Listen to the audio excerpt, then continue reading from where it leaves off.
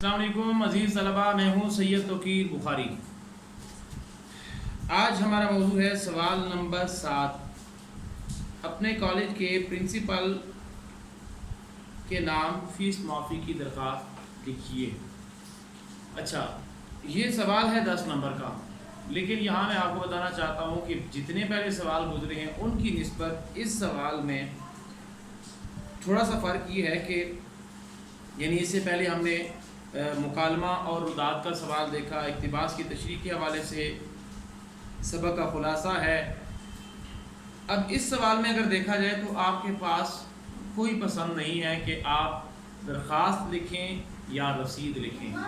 यानी सवाल में दरख्वास्त भी आ सकती है, रसीद भी आ सकती है। 80% इम्कान होते हैं दरख्वास्त ही आती है, उसकी अहमियत ज़्यादा होती है, लेकिन बहैसियत तालिब इल्म आपको किसी भी सवाल का जवाब देने के लिए तैयार रहना चाहिए। तो दरख्वास्त रसीद का एक मखसूस नमूना होता है, उसी नमूने के मुताबिक आपने लिखनी होती है। उसके 2 हिस्से होते हैं। जिस तरह पहले वीडियोस में मैंने आपको बताया कि आपने खाका बनाना है, वो तो एक नई मैंने आपको एक आप कह सकते हैं कि एक तजवीज़ दी है कि आप खाका बना लें, लेकिन इम्तिहान में दरख्वास्त और रसीद का एक मखसूस नमूना होता है, उसी के मुताबिक आप लिखेंगे तो आपको नंबर दिए जाएंगे और बसूरत दीगर आपके नंबर ना आने या कम आने के इम्कानात होते हैं। तो सबसे पहले नज़र दौड़ाते हैं दरख्वास्त के नमूने पर। ये मैंने इख्तिसार के साथ सबसे पहले खिदमत जनाब प्रिंसिपल गवर्नमेंट कॉलेज अलिफ बे जीम, जब आपने जनाब लिख दिया तो फिर साहब लिखने की या साहिबा लिखने की ज़रूरत नहीं है। तो आपने आगाज़ करना है। ये अगर फ़ीस माफ़ी की दरख्वास्त है तो उसी तरह आपने जिस भी शख्स को मुखातिब करना है उसके साथ नीचे उन्वान भी लिखना है। इसका फ़ायदा ये होता है कि जिसे हम दरख्वास्त पेश कर रहे होते हैं उसे पता चल जाता है, एक सतर में पता चल जाता है कि ये दरख्वास्त किस मौजू के मुताल्लिक़ है, उसे पढ़ने में आसानी रहती है। खैर, हमने किसी से कोई मसला तो हल नहीं करवाना बल्कि अपने नंबर हासिल करने हैं, लिहाजा ये नंबर हासिल करने के लिए हमने खुशखती के साथ, दुरुस्त इमला के साथ और मखसूस नमूने के साथ ये दरख्वास्त लिखनी है ताकि हमें नंबर पूरे मिलें। उसके बाद आप देख सकते हैं कि लिखा हुआ है दाएं कोने में जनाबे आली। बाज़ असातिज़ा कहते हैं इसे दरमियान में भी लिख लें, इसमें कोई हरज नहीं है, होना चाहिए, लिखना ज़रूर है। अगर आप वैसे आम हमारा जो मखसूस नमूना है जो अमली तौर पर हम दरख्वास्तें लिखते हैं वो दाएं कोने में ही होता है। लेकिन जो आपने बात याद रखनी है वो ये कि जनाब आली के बाद आपने अलामत निदाइया का इस्तेमाल करना है। आप देख सकते हैं अलामत निदाइया, लेकिन यहाँ एक गलती बच्चे करते हैं। वो क्या कि जहाँ ये जनाब आली लिखा हुआ है इसके साथ ये लाम के साथ एक इजाफी एक खड़ा ज़बर लगा देते हैं।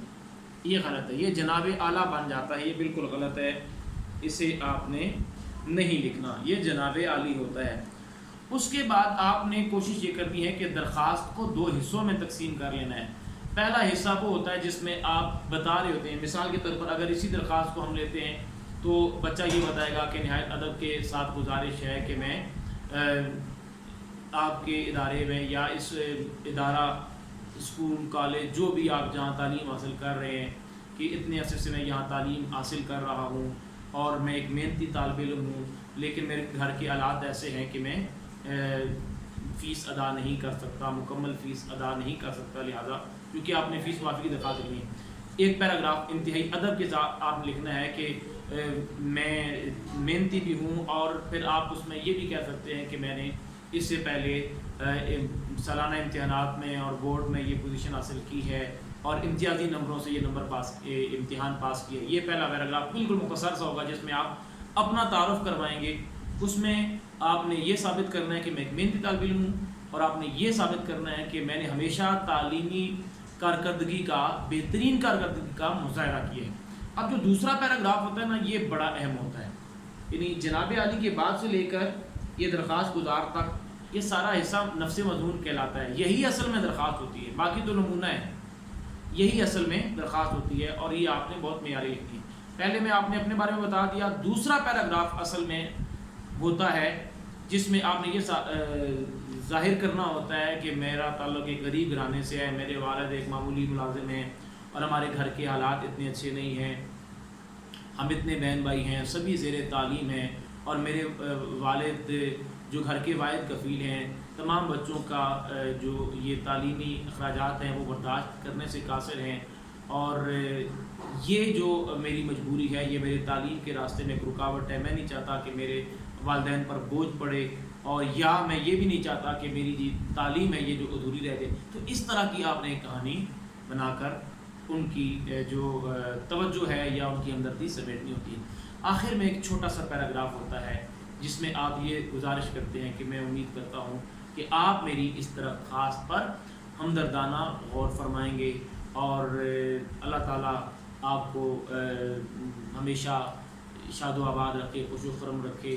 اللہ تعالیٰ آپ کو دین و دنیا کی، آپ کو دنیاوی اور اخروی جو نعمتیں ہیں ان سے سرشار فرمائے۔ اس طرح یعنی کچھ بھی آپ دعائیہ کلمات، میں آپ کے لیے تا حیات دعا گو رہوں گا، ٹھیک ہے؟ تو اس طرح کے آپ کا اقبال بلند ہو، تو اس طرح کچھ بھی آپ ایسا جملہ لکھیں گے جس میں آپ نے اپنا مدعا بھی بیان کر دیا اور ساتھ ہی آپ نے اس کو دعا بھی دے دی۔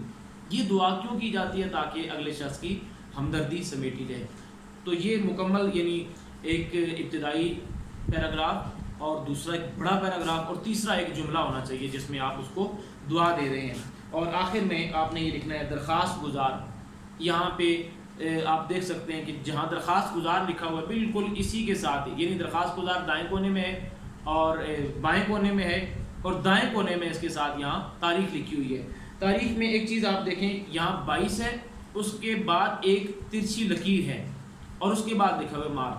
یہ لکیر لازمی ہوتی ہے کیونکہ بعض اوقات ایسا ہوتا ہے کہ یہ لکیر جب ہم نہیں لگاتے تو اس وقت یہ جو عدد ہوتا ہے وہ اس مہینے کے ساتھ مل سکتا ہے۔ مثلا اگر یہاں پر ہوتا 22 اپریل، ٹھیک ہے، یا ہوتا 2 اپریل، اب 2 کے ساتھ الف والا اپریل تھا، یعنی اپریل کا الف تھا، وہ ایک ہی وقت میں وہ 2 کے ساتھ مل جائے گا اور اپریل کے ساتھ بھی، یعنی ایسے لگے گا جیسے لکھا ہوا ہے 12 اپریل، تو یہ غلط ہوتا ہے۔ یہاں لہٰذا یہ جو اصول ہے کہ آپ نے جہاں تاریخ لکھنی ہے اس کے بعد ایک ترچھی لکیر، پھر مہینہ، اور پھر اس کے بعد سن کے آخر میں علامت حمزہ کا استعمال۔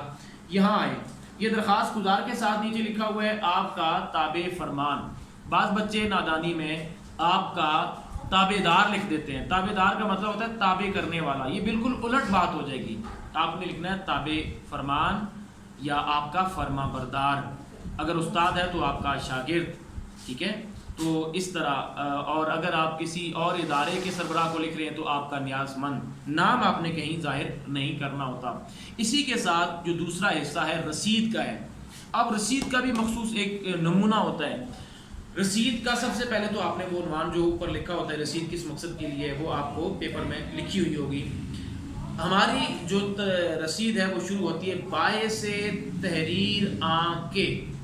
اب یہ جملہ ایسا ہے باعث تحریر آن کے، بچے اسی کو پڑھ کے پریشان ہوتے ہیں، یہ کوئی پریشانی والی بات نہیں ہے۔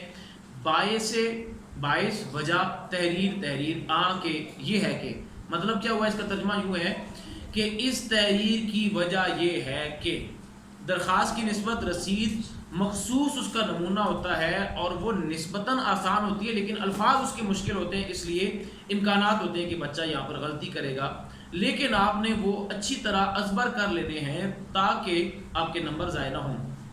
مخصوص الفاظ ہیں، فرض کریں کوئی شخص موٹر سائیکل بیچ رہا ہے تو وہ لکھے گا باعث تحریر آن کے، درمیان میں لکھنے کے بعد نیچے شروع ہوگا مبلغ نہیں، مبلغ نہیں، مبلغ 1,00,000 روپے، کوسین میں یعنی بریکٹ میں لکھے گا ہندسوں میں 1,00,000 روپے، 1,00,000، آگے آپ نے بہت ضروری لکھنا ہوتا ہے نصف جن کے 50,000 روپے، اردو میں 7 بریکٹ میں لکھے گا ہندسوں میں 50,000۔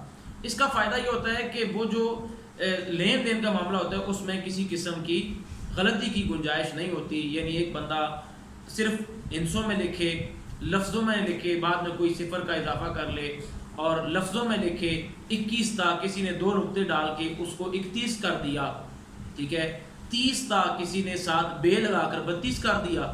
تو اس طرح کی چیزیں غلط فہمی پیدا کرنے کا یا اس میں دھوکہ دہی کا امکان پیدا کرتی ہیں. لہٰذا آپ نے کو مخصوص مبلغ 1 لاکھ روپے نصف جن کے 50,000 روپے ہوتے ہیں.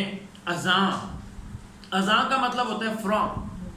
ٹھیک ہے، اذاں کا مطلب فرام. اذاں ڈیش ڈیش ڈیش، نام نہ لکھیں آپ، خالی جگہ چھوڑ دیں. والد فلاں، آگے بابت قیمت. بابت کا مطلب ہوتا ہے متعلق، قیمت کس چیز کی. بابت قیمت موٹر سائیکل. رنگ سرخ، ماڈل 2022، انجن نمبر فلاں، چیسس نمبر فلاں سے وصول پا کر رسید لکھ دی ہے تاکہ سند رہے اور بوقت ضرورت کام آ سکے. یہ مخصوص الفاظ آپ نے یاد کرنے ہیں. اس کے بعد آپ نے بالکل درمیان میں لکھنا ہے العبد. العبد کے نیچے آپ، العبد کون ہوتا ہے؟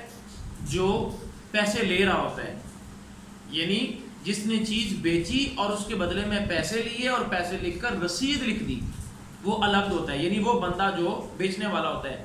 نام خالی جگہ چھوڑ دے گا، ڈیشز.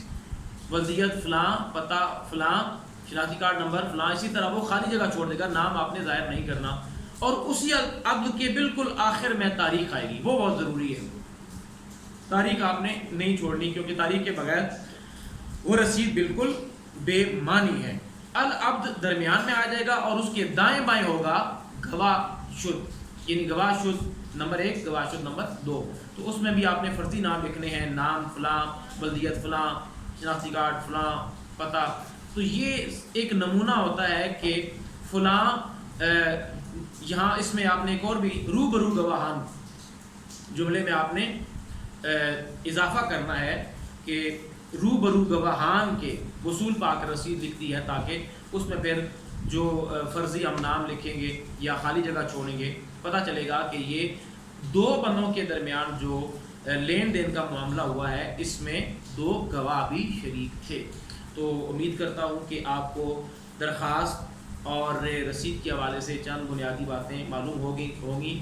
عام طور پر تو میں آپ کو یہ بتاتا ہوں کہ آپ نے اپنے لفظوں میں لکھنا ہے، لیکن درخواست کے نمونے اور رسید کے پورے اس تحریر کے حوالے سے میں یہ تاکید کروں گا کہ آپ نے یہی الفاظ یاد کرنے ہیں. باقی کتابوں میں آپ کے پاس موجود ہوں گے.